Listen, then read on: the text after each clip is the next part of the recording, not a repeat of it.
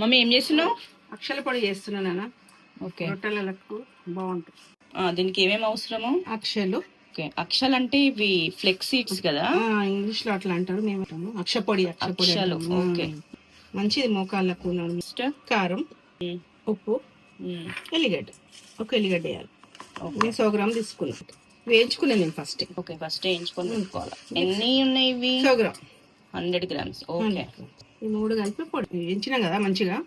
ఇట్లా నామ్ ఉండదు అనమాట. పచ్చివి అయితేనేమో అంటుకపోతాయి, వేస్తే మంచిగా పుట్టినాలు లెక్క అవుతాయి. పెట్టుకపోనీకే అయిపోయింది, అందుకే మళ్ళీ చేసిన. ఆల్రెడీ అయిపోయింది. అయిపోయింది మళ్ళీ చేసింది అయిపోయింది. సేమ్ ఇట్లా వస్తుంది.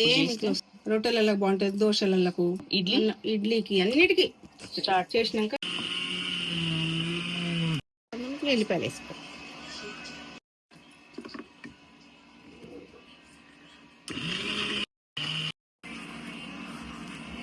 ఎల్లిపాయలు వేసా. ఓకే, అయిపోయింది. 10 నిమిషాలు. ఇది ఎక్కువసేపు పట్టదు. నెలలు ఉంటుంది పొడి.